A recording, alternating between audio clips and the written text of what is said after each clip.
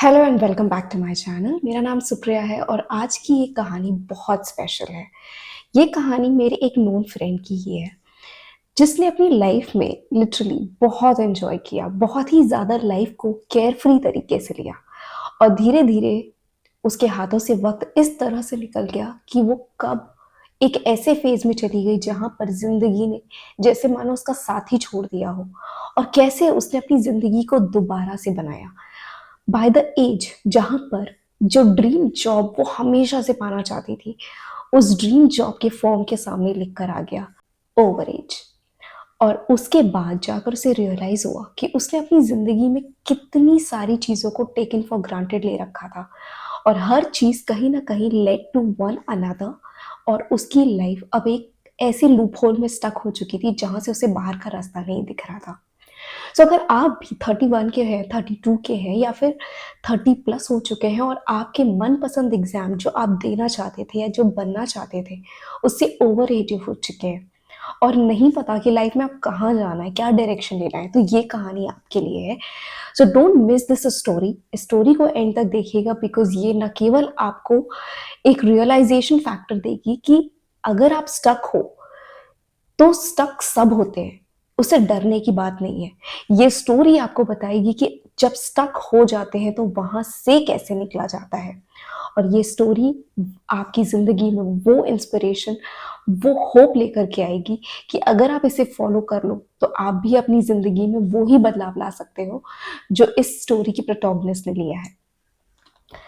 ये कहानी है स्मृति की। स्मृति मैंने नाम फिक्शनल कर दिया है बिकॉज मैं उसका नाम रियल नहीं रखना चाहती थी, तो ये नाम मैंने फिक्शनल डाला है, but the story is absolutely real.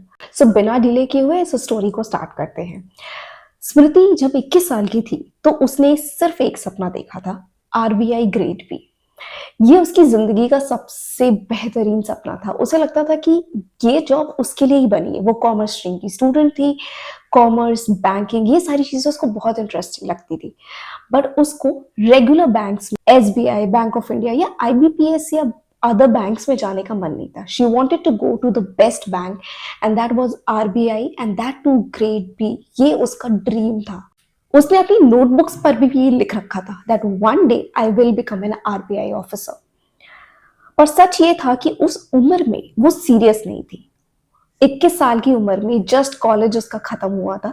वो लाइफ को एंजॉय कर रही थी, अपने दोस्तों के साथ घूमना फिरना, थोड़ा प्रोकास्टिनेशन करना, हर चीज में कल से पक्का करूंगी वाला एटीट्यूड उसका हमेशा रहता था। और वो कल कब सालों में बदल गया उसे खुद ही नहीं पता चला। एंड बाय द टाइम वो 27 की हुई तब जाकर उसने एक्चुअली पढ़ना शुरू किया। एक झटका सा लगा कि यार अब ज्यादा अटेम्प्ट्स नहीं बचे हैं और उसने जिस शिद्दत से पढ़ना शुरू किया उसने अपना प्री भी क्वालिफाई किया। और उस दिन उसने सोचा कि बस प्री तो हो गया, अब तो एग्जाम क्लियर ही है, अब तो मैं कर ले जाऊंगी। सो वो अभी भी उतने ही कॉन्फिडेंस में थी कि सपना उसका अभी भी पूरा हो सकता है। बट फिर आई बारी मेंस की। उसकी लाख कोशिशों के बाद भी वो हर बार मेंस में कुछ नंबर से रह जाती। उसने एक अटेम्प्ट दिया, फिर दूसरा, फिर तीसरा, और फिर धीरे धीरे उसका मोरल डाउन होता चला गया। और एक दिन फॉर्म भरते वक्त स्क्रीन पर लिख के आया, you are over age, you are not eligible to fill the form. अब वो थी जनरल कैटेगरी से, तो जिसकी वजह से उसके पास कोई एज रिलैक्सेशन नहीं था कि वो अपनी गलतियों को सुधार करके वो फिर से उस कोशिश को कर सके। सो अब वो ऑलरेडी उस फेज में आ चुकी थी जहां पर अब वो अपने सपने को गुड बाय कहने के अलावा कुछ नहीं कर सकती थी। उसे ऐसा लगा जैसे सब कुछ रुक गया, उसका सपना एकदम से टूट गया, सारे रास्ते जैसे बंद हो गए। 31 की उम्र आते आते ना ही उसके पास कोई जॉब थी, ना कोई एग्जाम क्लियर हुआ, ना ही कोई डायरेक्शन। हर तरफ से उसको जैसे एक सदमा सा लग गया था बिकॉज उसने आरबीआई के अलावा किसी और चीज पे कभी फोकस नहीं किया बिकॉज उसका सिलेबस उसकी पढ़ाई से रिलेटेड था, कॉमर्स से रिलेटेड था, तो वो उसके लिए इजी था। तो उसने कभी किसी और एग्जाम पे इतना फोकस ही नहीं किया। और अब उसके पास वो चॉइस नहीं थी। उसके सारे दोस्त कहीं ना कहीं सेटल हो चुके थे, कोई किसी बैंक में था, कोई किसी प्राइवेट सेक्टर में था, किसी के प्रमोशंस हो रहे थे, शादियां हो रही थी, लोगों के बच्चे तक हो रहे थे। और स्मृति, वो धीरे धीरे अपने ही शेल में और ज्यादा घुसती जा रही थी और ज्यादा इंट्रोवर्ट होती जा रही थी। एक हर वक्त खुशी से रहने वाली केयरफ्री बंदी अब जिंदगी की मार खा चुकी थी और उसे कुछ नहीं समझ में आ रहा था कि अब मैं यहाँ से कहाँ जाऊं। उसने लोगों से मिलना बंद कर दिया, फोन उठाना बंद कर दिया। शीशे में खुद को देखती थी तो उसको रोना आता था कि ये मैंने क्या कर लिया। काश मैंने 21 साल की उम्र से ही डेडिकेटेडली पढ़ाई की होती। काश मैंने अपने ड्रीम्स को इतना हल्के में ना लिया होता। काश मैंने थोड़ी सी और मेहनत कर ली होती। बट अब वो वक्त जा चुका था। छोटी छोटी बातों पर उसका मूड ऑफ हो जाता था और जब चीजें उसकी मर्जी से नहीं होती थी तो वो बाथरूम में जाकर के चुपचाप रोती रहती थी। उसके पेरेंट्स भी परेशान हो गए थे और हर रोज वही बात होती थी कि अब शादी कर लो, आगे जाके अच्छे लड़के नहीं मिलेंगे, यही बेस्ट ऑप्शन है। बिकॉज उसे ऐसा बताया जा रहा था कि जैसे जैसे वो एज में और बड़ी होगी वैसे वैसे बेटर ऑप्शंस नहीं मिलेंगे उसको। जो भी लोग मिलेंगे वो इससे भी वर्स्ट होते जाएंगे या उसको उसकी चॉइस के लोग नहीं मिलेंगे। तो जो ऑप्शंस अभी हैं वो ही बेस्ट है, धीरे धीरे उसको ये भी नहीं मिलेंगे। और स्मृति के दिल में जैसे एक टीस सोच जाती थी कि यार मुझे हाउसवाइफ नहीं बनना। And right now she was not financially stable और उसे डायरेक्शन भी नहीं पता था कि आगे क्या करना है। तो वो कहीं ना कहीं अपने आप को उस फ्रेम में रख ही नहीं पाती थी कि अगर मैंने बिना जॉब के शादी कर ली तो मैं कभी वर्किंग नहीं बन पाऊंगी, मैं हाउस वाइफ ही रह जाऊंगी। उसे वो कॉन्फिडेंस ही नहीं आ रहा था कि जिन लोगों से मैं बात कर रही हूँ या फिर जो रिश्ते आ रहे हैं वो उसे कभी कंटिन्यू करने देंगे। बिकॉज मुंह से बोलना एक अलग बात होती है कि आपको जो मर्जी हो कर लेना, but reality of arranged marriage was this कि आप जैसे कंडीशन में जाते हो कहीं ना कहीं आप उसी में अटके रह जाते हो। If you are working then you might be working in the future, but अगर आप ये सोचते हो कि आप शादी के बाद कहीं ज्वाइन कर लोगे या जॉब कर लोगे या पढ़ाई कर लोगे, sometimes it's possible, sometime it's not. और स्मृति की लाइफ में इतनी चीजें मिजरेबल हो चुकी थी कि वो पॉजिटिव आउटलुक को देखना ही नहीं चाहती थी। वो यही सोच रही थी कि जब तक मेरी जॉब नहीं लगेगी मैं शादी नहीं करूंगी। और वो हर रिश्ते को मना कर देती और हर नो के बाद उसके घर में लड़ाई होती थी। कभी माँ रोती थी तो कभी पापा गुस्सा हो जाते थे और स्मृति वो रात को सिर्फ तकिए में अपना मुंह दबा करके रोती थी कि ये सब क्या हो रहा है। उसने कभी नहीं सोचा था उसकी लाइफ ऐसी हो जाएगी। वो केयरफ्री बंदी आज जिंदगी की बेड़ियों में जैसे बंद सी गई थी और उसे कहीं से कोई रास्ता नहीं दिख रहा था।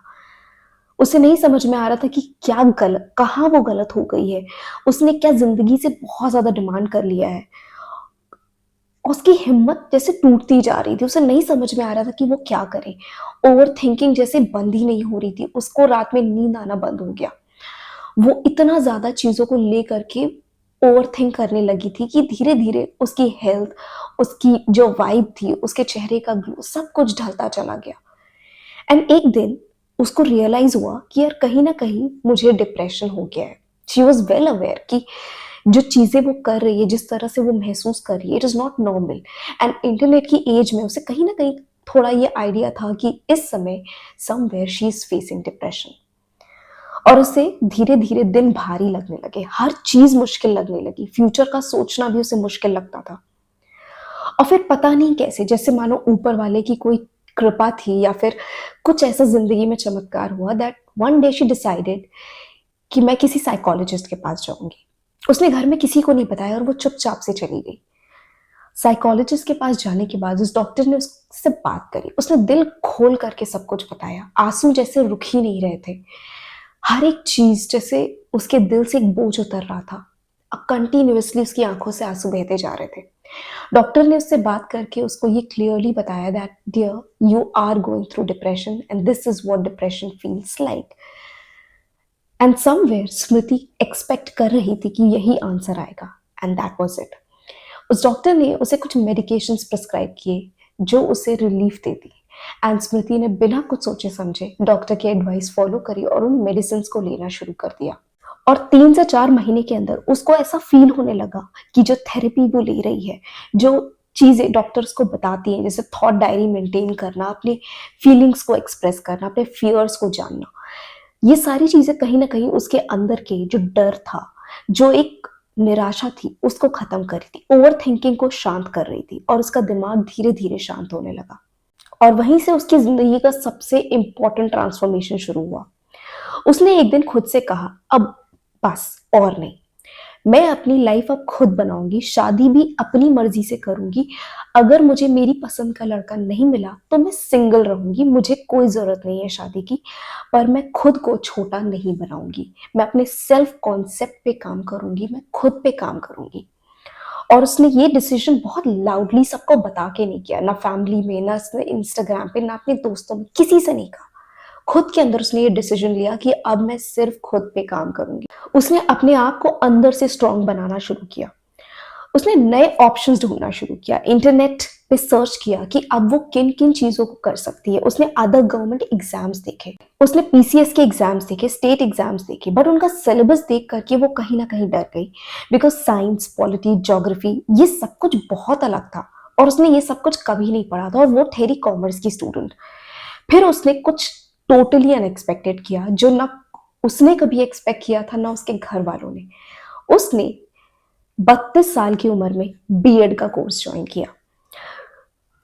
लोगों को बड़ा अटपटा लगा, उसके फैमिली मेंबर्स, उसके रिलेटिव्स, उसके आसपास वाले सब उससे ये कहते कि यार अब बीएड करने का क्या मतलब, बीएड अब इतना लेट कर रहे हो। बहुतों ने तो ये तक कहा कि लाखों बच्चे ऑलरेडी बीएड करके बैठे हैं, किसी की जॉब नहीं लग रही, अब तुम 2 साल इसमें क्यों टाइम वेस्ट कर रहे हो। बट उसने पहली बार किसी की नहीं सुनी, उसने वही किया जो उसे ठीक लग रहा था। उसने 2 साल डेडिकेटेडली बीएड को दिया। साइड बाय साइड वो कॉमर्स की स्टूडेंट थी, तो उसने कॉमर्स से रिलेटेड अपने सारे कॉन्सेप्ट्स को पढ़ना शुरू कर दिया, ताकि जैसे ही एग्जाम्स के फॉर्म्स आए वो भर सके। उसने सीटेट दिया, उसे क्लियर किया। केवीएस, एनवीएस, एलटी ग्रेड जैसे जितने भी टीचिंग बेस्ड एग्जाम्स थे, उसने वो सब दिए, और धीरे धीरे रिजल्ट आने लगे। हर जगह पे उसका सिलेक्शन होने लगा। उसके ड्रीम्स टूटे नहीं थे, उसके ड्रीम्स अब बदल चुके थे। अब उसने एक्चुअली खुद को पाना शुरू कर दिया था। बट ये सब कुछ करना उसके लिए इतना भी आसान नहीं था। डिप्रेशन से तो वो बाहर आ चुकी थी मेडिकेशंस की मदद से, बट अब बारी थी डिसिप्लिन क्रिएट करने की। डिसीजन तो ले लिया था कि बीएड करना है, डिसीजन ले लिया था कि कॉमर्स में ही पढ़ाना है, बट हर रोज उस ड्रीम को फॉलो करना, हर रोज उस चीज की तैयारी करना, that was the biggest challenge. But उसने हार नहीं मानी, उसने अपने लिए एक रूटीन बनाया, सिंपल सा, जिसको वो हर रोज फॉलो कर सके। सुबह जल्दी उठना, फोकस होकर के सुबह ही सुबह 1 घंटा एटलीस्ट अपनी पढ़ाई को देना, स्कूल जाते वक्त अच्छे से ड्रेसअप होना, अपने लिए, किसी और के लिए। उसने खुद की ग्रूमिंग स्टार्ट करी, खुद को जितना वो बेहतर बना सकती थी अपनी नजरों में उसने बनाया। खूबसूरत लगना, अच्छे से बोलना, कम्युनिकेट करना, अपने आसपास के स्टूडेंट्स के साथ बात करना, इंटरैक्ट करना, अपनी सोशल स्किल्स को इम्प्रूव करना, कम्युनिकेशन बढ़ाना, उसने सब कुछ करना शुरू किया। कभी कभी उसका मन बिल्कुल नहीं करता था कुछ करने का, जस्ट एक कोने में बैठे रहो, टायर्ड फील होता था, पढ़ने का मन नहीं करता था, एसटीज जो वो दे रही थी वो देने का मन नहीं करता था। बट शी मेड श्योर कि चाहे कुछ भी हो जाए, मैं हर दिन अपना टास्क करूंगी, हर दिन अपना रूटीन फॉलो करूंगी, चाहे मेरा मन हो चाहे ना हो। And that was the difference which created her life, कि उसने कभी गिव अप नहीं किया, चाहे उसका मन हो या ना हो। Every single day she study, and धीरे धीरे उसको ये रियलाइज हुआ कि लाइफ में अपॉर्चुनिटीज हमेशा से थी। इट्स जस्ट जब आपका माइंड बहुत केओस में भर जाता है ना, तो वो अपॉर्चुनिटीज दिखती नहीं है, और जब माइंड आपका फोकस्ड हो जाता है तो अपॉर्चुनिटीज दिखने लगती हैं। और वो हर रोज अपने आप को शीशे में देख करके यही कहती थी, I am the best, I am lucky, I am blessed.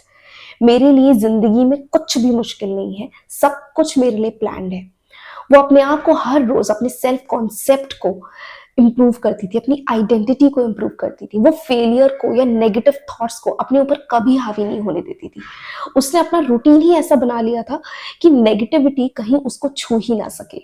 ऐसा नहीं था कि नेगेटिविटी आती नहीं थी, बट वो हमेशा उसे सेल्फ पॉजिटिव एफर्मेशंस के साथ कन्वर्ट कर देती थी, क्योंकि उसने ठान लिया था कुछ भी हो जाए, ये मौका वो अपनी जिंदगी से नहीं जाने देगी। अब वो गलती नहीं करेगी जो उसने अपनी 30 साल की उम्र तक की थी। और इस पूरे दौरान उसने कभी ये नहीं सोचा कि मैं शादी कर लूं या किसी लड़के से मिल लूं या फिर किसी से बात कर लूं। उसने सिर्फ अपने ऊपर ध्यान दिया।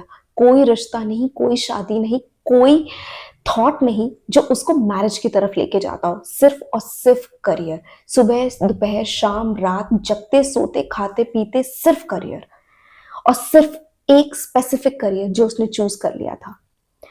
बाय द टाइम वो 35 साल की हुई, अल्टीमेटली उसने अपनी चॉइस का एग्जाम क्वालिफाई किया, अपनी चॉइस की जॉब पकड़ी और फाइनली उसने सिलेक्शन लिया नवोदय विद्यालय में, एनवीएस।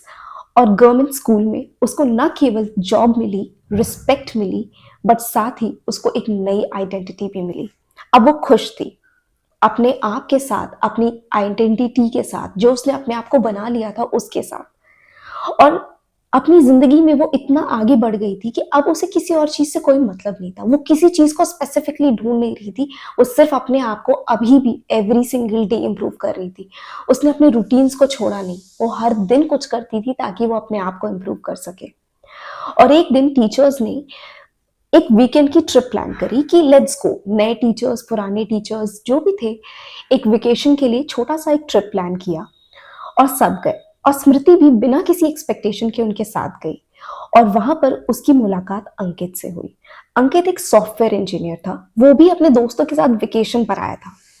और एक्सीडेंटली ये दोनों लोग मिल गए और उन्होंने कुछ छोटी मोटी ऐसे ही बातें कर ली। कोई फिल्मी सीन नहीं, कोई पिकअप लाइन नहीं, बस सिंपल बात हुई। और दोनों को एक इंस्टेंट कनेक्शन फील हुआ, जिसकी वजह से इन्होंने एक दूसरे से नंबर्स एक्सचेंज किए, एक दूसरे से बात करी। और दो लोग जिन्होंने जिंदगी के अप्स एंड डाउन सब देखे थे, धीरे धीरे एक दूसरे को इतना अच्छे से समझने लगे कि ऐसे लगा जैसे इसी पर्सन का इंतजार था। और धीरे धीरे 6 महीने बीत गए और दोनों ने म्यूचुअली डिसाइड किया दैट वो दोनों एक साथ रहना चाहते, वो एक दूसरे को चूज कर रहे हैं and they want to get married. बिना किसी प्रेशर के, बिना किसी मजबूरी के, बिना किसी फियर के उन दोनों ने एक दूसरे को चुना। और आज स्मृति अपनी पुरानी डायरी जब खोलती है और उसको वो ड्रीम दिखता है आरबीआई ग्रेड बी, तो उसे बुरा नहीं लगता। उसके दिल में ऐसी पुरानी सी वो एक मेरा टूटा सपना वाली फीलिंग नहीं आती, बल्कि उसे ऐसा लगता है कि जो कुछ भी उसकी लाइफ में हुआ वो इसलिए हुआ ताकि वो आज जहां है वहां पर वो पहुंच सके, वो उस चीज को पा सके जो उसके लिए एक्चुअली बना था। उसने जिंदगी से कंप्लेन करना बंद कर दिया। उसने जिंदगी को एज इट इज एक्सेप्ट करना शुरू किया, प्रेजेंट में रहना शुरू किया, अपने ऊपर काम करना शुरू किया। उसे पता था कि वो एक्सटर्नल वर्ल्ड को चेंज नहीं कर सकती, बट अपने इंटरनल को चेंज कर सकती है। And she worked upon that tirelessly, endlessly. Because एक दिन, 2 दिन काम करके अगर आप उन चीजों को बंद कर दोगे तो डिफरेंस नहीं दिखेगा। डिफरेंस तब दिखता है जब आपका मन नहीं भी होता और आप फिर भी वो काम कर रहे होते हो। सो अगर आप भी एक ऐसी एज में आ चुके हैं जहां पर आपको कोई रास्ता नहीं दिख रहा, नहीं पता आगे क्या होगा, तो अभी भी लेट नहीं हुआ है। You can always always get back up and rise again. सिर्फ अपने ऊपर भरोसा करिए, अपने सेल्फ कॉन्सेप्ट पे काम कीजिए, अपने आप को ये बिलीव दिलाइए that you are the best. आपसे बेहतर कोई नहीं है। रास्ते अपने आप मिलेंगे, फोकस अपने आप आएगा, डिसिप्लिन अपने आप क्रिएट होगा। आपको सिर्फ अपने आप को पुश करना है और बिलीव करना है कि आप कर सकते हो और आप अपनी लाइफ को एक्चुअली रीबिल्ड कर पाओगे। और ये कहानी सिर्फ एक कहानी नहीं है, ये एक इंस्पिरेशन है उन सब लोगों के लिए जिन्हें लगता है कि जस्ट बिकॉज वो जिस एग्जाम को क्वालिफाई करना चाहते थे वो नहीं मिला तो अब जिंदगी में कुछ नहीं है। देयर आर थिंग्स जो आप अभी भी कर सकते हो। Think wisely, choose wisely. और अगर आपको कोई भी कंफ्यूजन है ना, तो आप मुझे इंस्टाग्राम पे डीएम कर सकते हो। I will help you out कि आप कैसे अपनी लाइफ को दोबारा से रीऑर्गेनाइज कर सकते हैं। और ये बात हमेशा याद रखिए, सक्सेस उन लोगों को जरूर मिलती है जो अपनी जिंदगी में डिसिप्लिन को फॉलो करते हैं, जो सिर्फ जिंदगी के मोमेंटम को नहीं देख रहे होते कि आज मन है तो बहुत मेहनत कर ली और आज मन नहीं है तो कुछ नहीं किया। जिंदगी उनको रिवॉर्ड देती है जो अपने मन के ऊपर कंट्रोल करते हैं और हर दिन उस टास्क को करते हैं जो करना जरूरी है। बिकॉज जिंदगी एक्सीडेंटली नहीं क्रिएट होती, जिंदगी आपके एफर्ट्स के साथ बनती है। जिंदगी आपकी ना छोटी छोटी एक्टिविटीज से बनती है, छोटी छोटी सेल्फ डिसिप्लिन से बनती है, आपके सेल्फ कॉन्सेप्ट पे बनती है। हर रोज अपने आप को ये कहिए that I am the best, I win at life, I succeed at everything. और धीरे धीरे आपकी इंटरनल एनवायरनमेंट चेंज होना शुरू हो जाएगा, आपकी इंटरनल बिलीफ चेंज होना शुरू हो जाएंगे। और आज जो चीजें डिफिकल्ट लगती है ना, कल वो एफर्टलेस लगने लगेंगी। जब आप अलाइंड होते हो ना, जब आप पूरी तरह से फोकस्ड होते हो, आप ऑटोमेटिकली एफर्ट्स को एफर्टलेसली कर रहे होते हो। आपको फील नहीं होता, आप बस कर रहे होते हो। बट जब आपका फोकस डाइवर्टेड होता है, आप बहुत डिस्ट्रैक्टेड होते हो, आप 10 चीजों में दिमाग लगाते हो, तो कहीं ना कहीं हर चीज में जो एफर्ट लगता है ना, वो जरूरत से ज्यादा फील हो रहा होता है। बट जब आपका फोकस सिर्फ एक डायरेक्शन में होता है, सुबह दोपहर शाम रात, सोते जागते, हंसते बोलते खाते पीते, सब कुछ एक ही गोल पे फोकस्ड, तो लाइफ में अपॉर्चुनिटीज, सर्कमस्टांसेस, प्रिपरेशन, सब कुछ होता है, एफर्टलेसली होता है। हर एक्शन एफर्टलेसली आता है, हर एक्शन को आप एफर्टलेसली कर पाते हो, बिना ये सोचे कि यार मन नहीं कर रहा वाली फीलिंग आती ही नहीं। आप बस उसे करते जाते हो जस्ट बिकॉज वो चीज करनी होती है। और अगर आपको ऐसा लगता है ना कि आप स्टक हो चुके हो, आपको नहीं समझ में आ रहा, आप जिंदगी का कंट्रोल अपने हाथ में लो, अपने सेल्फ कॉन्सेप्ट पे काम करो, एंड ट्रस्ट मी, आपकी जिंदगी जरूर बदलेगी। I hope this video was helpful to you, और ऐसे ही और वीडियोस देखने के लिए आप मेरे चैनल को सब्सक्राइब कर सकते हैं। Thank you so much for watching.